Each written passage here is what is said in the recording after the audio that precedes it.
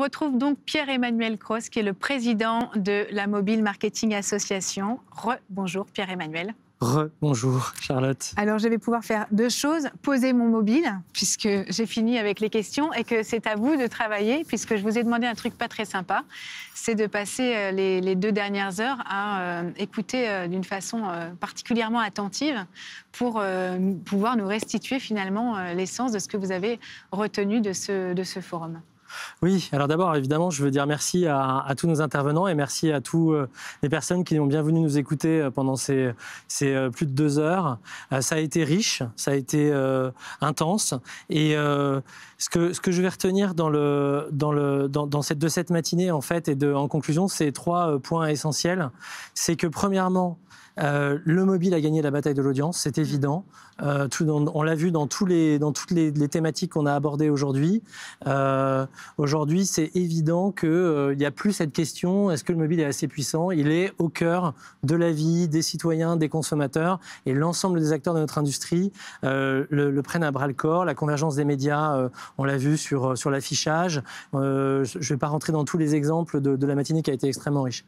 Donc c'est ce premier point, le mobile aujourd'hui a gagné la bataille de l'audience. Le deuxième point, c'est que en résultat de ce constat et de cette intégration de son audience, c'est que maintenant le mobile doit gagner la bataille de l'engagement.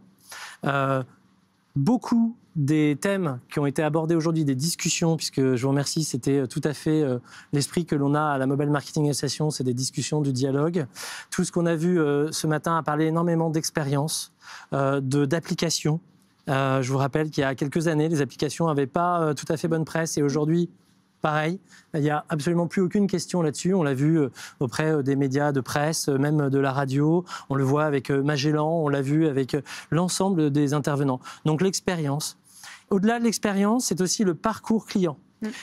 Aujourd'hui, au final, le 3e point que je vois dans ce Mobile Marketing Forum, dans ce 8e Mobile Marketing Forum, c'est que le parcours client va devenir essentiel et que c'est une année charnière. 2020 est une année charnière qui restera, à mon avis, dans l'histoire de notre industrie. Et on a vu que ce sur quoi doit travailler aujourd'hui l'ensemble de ces acteurs, c'est le parcours client, la mesure des performances, la créativité, l'adaptation des formats.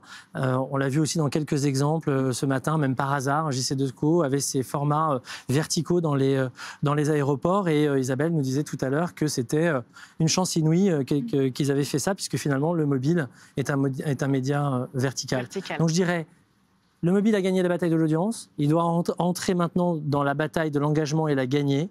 Et il la gagnera par le parcours client, les applications, l'expérience client au sein de l'appli, l'intégration du mobile dans l'omnicanalité.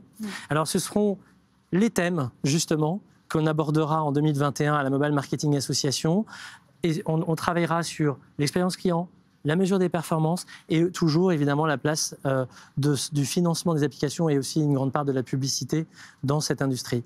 Donc j'étais extrêmement heureux de voir la richesse qu'il y a eu ce matin autour de l'ensemble de nos thèmes. Merci beaucoup pour cette synthèse, Pierre-Emmanuel.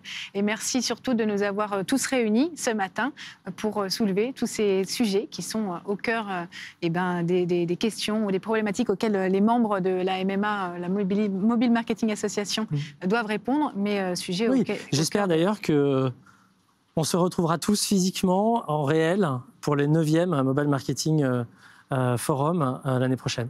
À quelle date ? On n'a pas encore la date précise. Avant, on va fêter de bonnes fêtes. Et bien voilà, bonne fête, ce sera le mot de la fin. Et merci encore à tous.